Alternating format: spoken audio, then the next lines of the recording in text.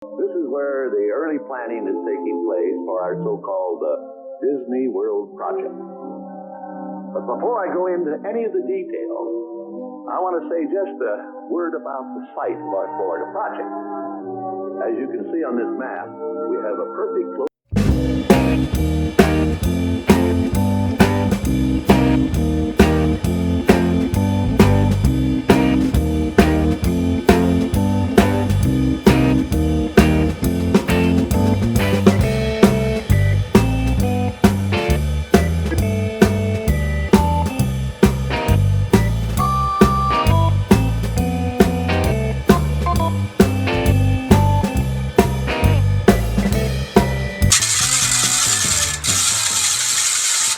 Disney World is officially 50 years old.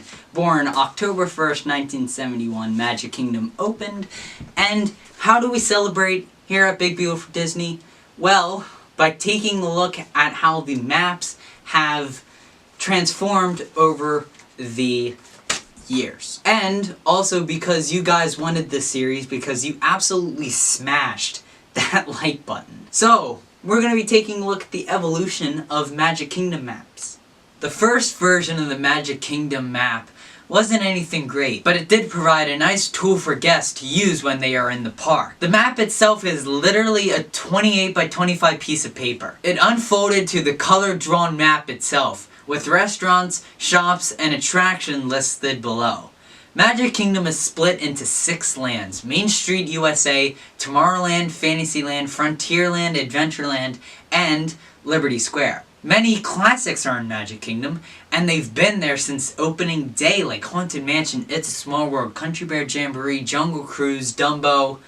There's just too many to list. The next year, 1972, brought a new format of map. It was not a pamphlet. Instead, it was more of a book, and each page had a single land that detailed it.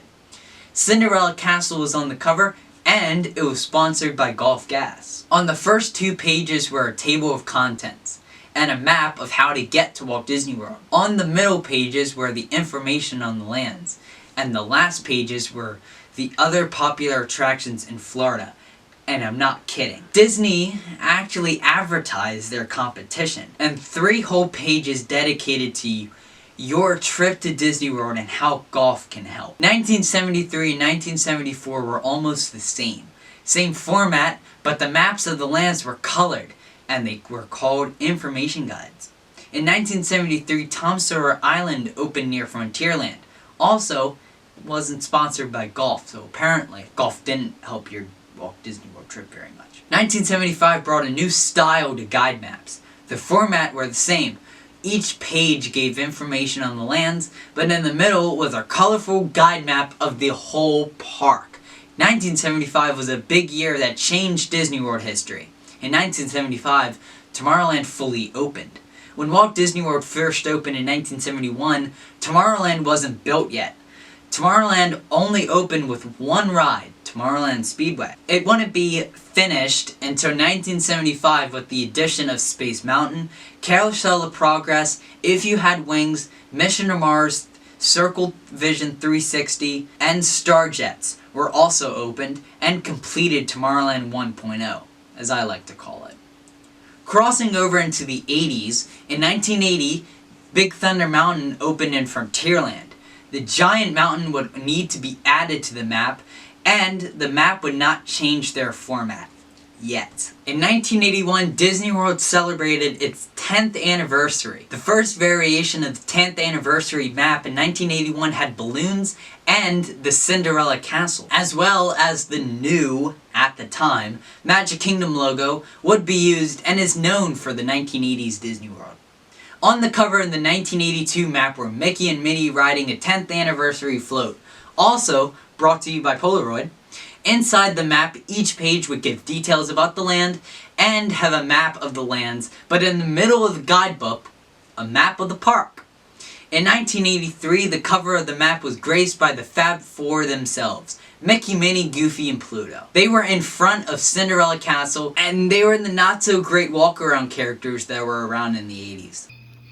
It also included a colorful drawn map and some things to do besides Magic Kingdom. Since Epcot had already opened, and Disney was trying to shift the thought of Disney World only being a one-day visit, and instead be a vacation kingdom of the world. In 1984, Disney World changed the look of the cover, with a new font for the word Magic Kingdom, Guide, and Book. Also, it was in all red with a square picture of Mickey and Minnie in the center. The inside pages were the same as Map C4, and on the back included an ad for Epcot with pictures of Kitchen Cabaret and Horizons. On the back with the ad for Epcot Center was also an ad for the Disney Channel, since it had gone on the air the year prior. The 1985 guide map was almost the exact same. The cover was different. This map had a Mickey in a parade with an American flag, hat, and suit on. The map of the park inside of the guide map's art style was changed. This style was used for the rest of the 80s and some of the 90s. It was a simple layout with a different color representing each land. Walt Disney World celebrated its 15th anniversary in 1986. This came with a new cover for the map, a picture of Mickey and Minnie on a parade float that celebrated the 15th anniversary. The map and content inside was the same as years before. And my dad went to the 15th anniversary of Disney World. I have tickets right here, and probably saw that map. In 1987, the map itself was the same again, but on the cover was a very patriotic Cinderella castle, and the slogan, "So much do than ever before," which is kinda true, but also not, since Hollywood Studios wasn't open yet. 1988 brought a new land to Magic Kingdom, Mickey's Birthday Land. So, the map needed to be updated to include the new land. The cover included a picture of a stage show from Mickey's Birthday Land to promote the new land and celebrate Mickey's birthday. 1991 brought a new decade and a new map to Disney World. Since Disney World celebrated its 20th anniversary, they updated all the maps. The cover featured 2 pictures of an attraction, and in the background was a faded Cinderella castle. 1992 brought a brand new mountain to Magic Kingdom, Splash Mountain. The guide maps were updated to include the new mountain, and on the cover, Splash Mountain was one of the 3 pictures. They also got rid of the pages that represented each land and just had a big map. The map had a different art style too. 1995 had a different looking map. Yeah, I don't like this style of map. On the cover is a drawing of Cinderella Castle, and on the inside it folds out, and the map is very small, and everything explaining the map is bigger than the actual map. I don't like this. 1996 is arguably the biggest change in Magic Kingdom map history. It's the 25th anniversary, so they updated the map to look like this. This is glorious. I love this style of map. It would stick around into 2012, and this style of map is so nostalgic to many. Also, it has the K Castle on it. In 2000, the logo font was changed one last time to the classic we know today. As we entered the new millennium, the map never looked better. It had a new logo, it had a beautiful art style, and on the cover, it had the new ride, The Many Ventures of Winnie the Pooh.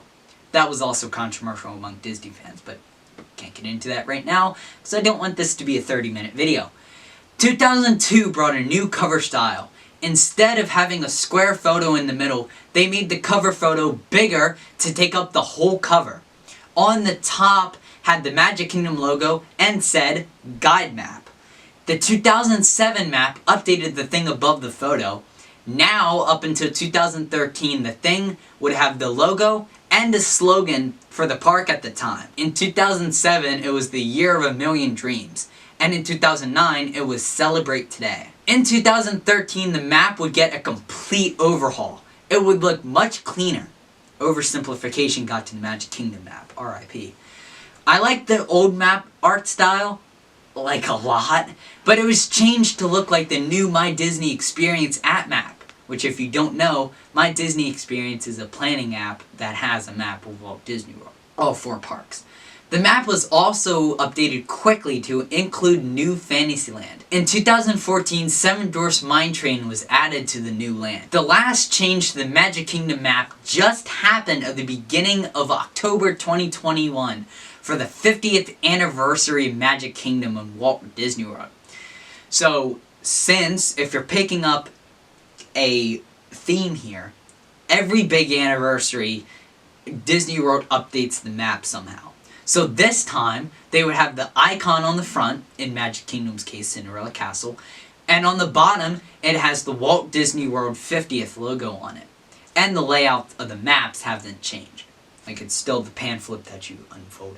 On the inside of the maps have advertisements for the different things you can get or see at the celebration, like the Beacons of Magic and Enchantment at night, or special cavalcades and where to pick up merchandise during the day. So that is the 50-year history of Magic Kingdom maps. I hope you enjoyed. If you did, let me know by hitting that like button and consider subscribing. It would make me a very happy man. And if you have or remember any of these maps, please let me know by commenting.